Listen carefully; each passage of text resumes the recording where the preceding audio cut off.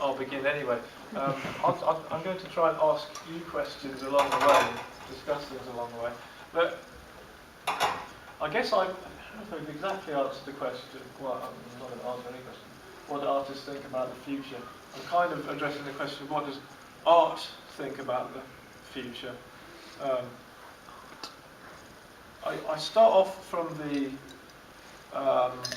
belief that art,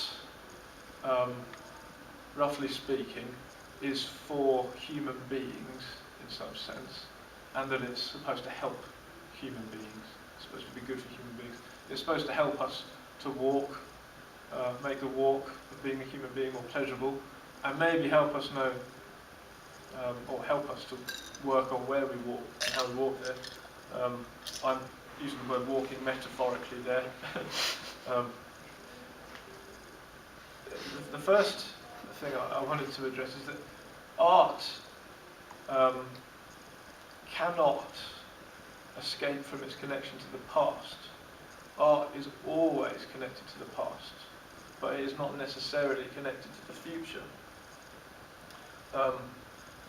What I mean is that art always exists in a genealogy of the art that's gone before. You know what I mean? So all art will be built in some way on the art that's gone before. And however hard it might try not to, it's always going to be referring to the art that's gone before. So, can anyone think of examples of artists or pieces of art that have quite clearly built on each other, taking the next step from each other? Hip hop. Hip hop. You need more than one to create a genealogy by definition. Hip hop. Funk. And funk. It's a kind of genealogy, isn't it? Yeah. Yeah. Hip hop emerged out of cutting and pasting bits of funk. Yeah. Spitting image and satire like that, drawing on cartoons from the Victorian political cartoons and then bringing them to life. Yes. There's lots of contemporary dance which calls on lots of different genres from classical dance. Right. Yeah. What's Picasso's kind of art? Cubism. Is it? Well, you couldn't have had that without having. They didn't used to believe that. They only thought that art was naturalism, like natural. Right. It had to be a face and body that was exact, and they wouldn't have considered perhaps. So you're saying that Picasso made a break with the past? Yeah. Well, this is the second possibility. One is that you stand on the shoulders of the art of the past. The other is that you walk away from the corpse of the art of the past with a smoking gun, meaning that you kick against the art of the past. You define your work as not that stuff. Do you know what I mean? So there is an example. Other examples of that? Punk defining itself as not that progressive rock.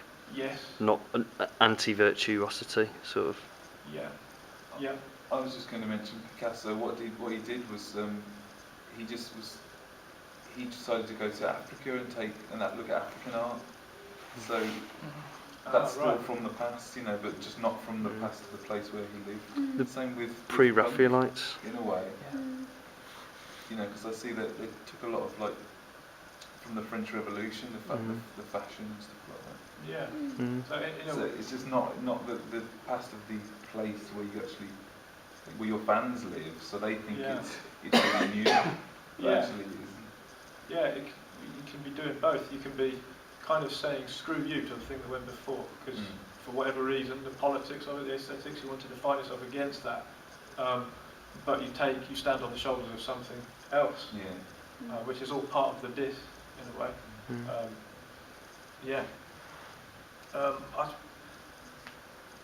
This is this is inevitable. It's impossible to escape. It would be pointless to try not to do this.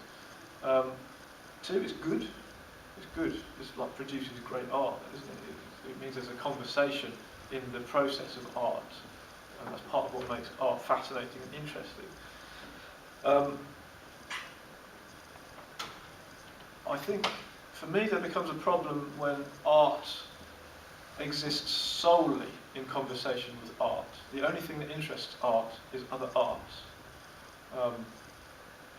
This makes it completely incapable of being open to the future. So, a thing, I sort of consider this to be the calamity of popular art at the moment, where every band, I just feel like there's covers bands now. There's just a Smiths covers band called The Drums, who play their own songs, but they're obviously they sound exactly like Smith. Or The Darkness just sound like, I don't know, Kiss or what have you. Everything's, no one is, well, no, people are attempting to do new things, but so much of it is just looking backwards, as though it's all, everything worthwhile is in the last 50 years of popular culture. Two words that often come up in reviews of films or books or albums or what have you. One is groundbreaking. To me, what this says is, oh, this has just jump-started, made a big leap in the genealogical progression in art. It's a way of saying people will look back at this art as a thing that brought in a new thing.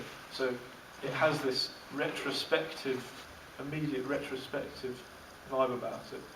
The other thing you hear is instant classic, which is, that's a classic is something that you look back on by definition.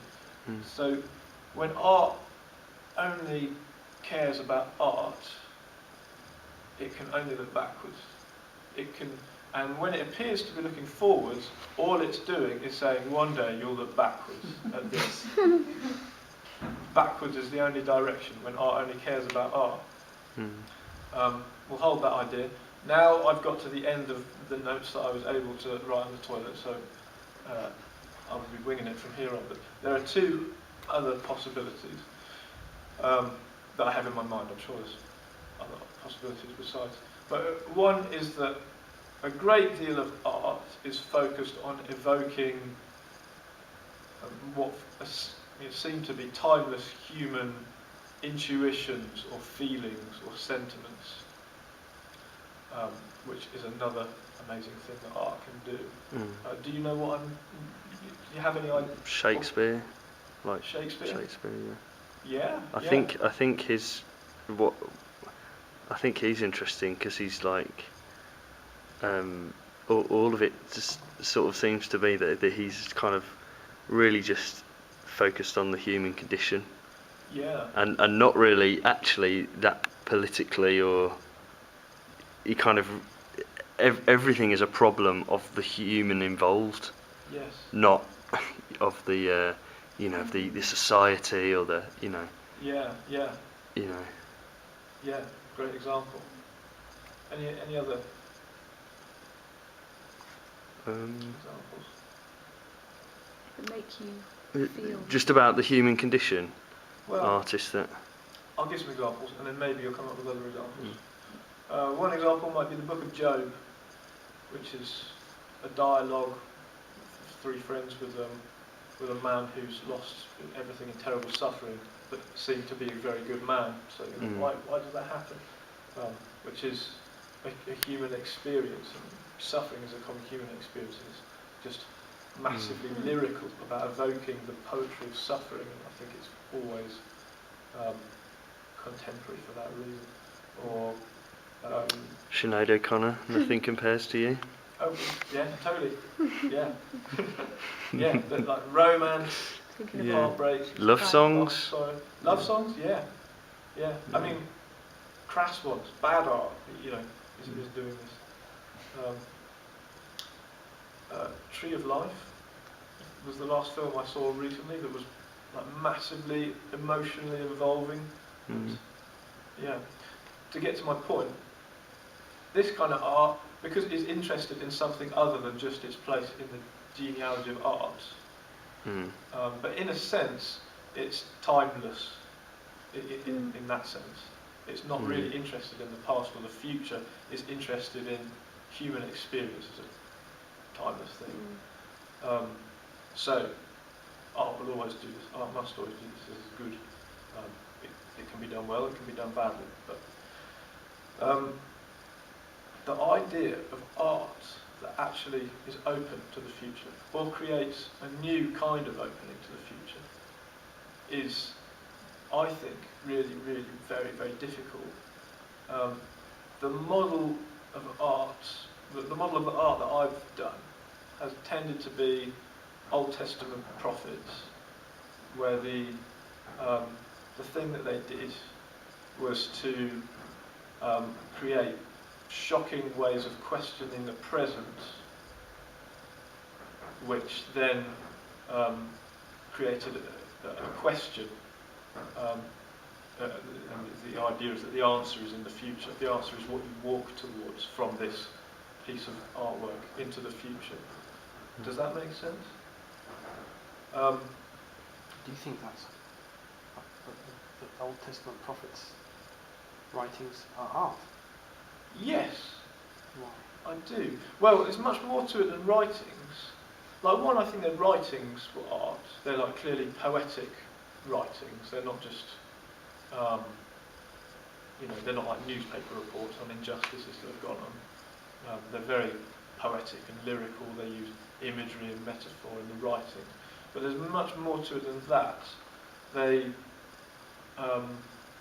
did music, so they'd often prophesy to music. So there was this aesthetic dimension, this performance to what they presented. And there was also performance art. So they would do things like, the prophet Isaiah was told to walk through the city naked and just howl, which is, it's up there with putting a urinal on the wall upside down. It's shocking, perplexing. What does he mean? What's going on? And it's, to do with his perception of the immediate future. Or as Prophet Ezekiel tied himself up and lay down for days and days on end, by way of making a point. Things like this. There was lots of performance involved in it. So yes, I think they were artists, but we don't think of them as artists. One, because it's locked up in religion. And two, because the way their work functioned as a gateway of possible futures means it's very politicised. You don't necessarily recognise something that's politicised as being art. Which leads me to my final point in question, which is to say that I think it's really, really hard to make good art that functions in this way as an opening to the future, as an imaginative space that helps people to question their next steps into the future. An example I heard on the radio was a Neil Young song. Has anyone heard Neil Young's done a song? It's called something like "Who's Going to Stand Up for the Earth?" And it's I hate to say it on film, but it's terrible. As art, it's just Neil Young be coming for you.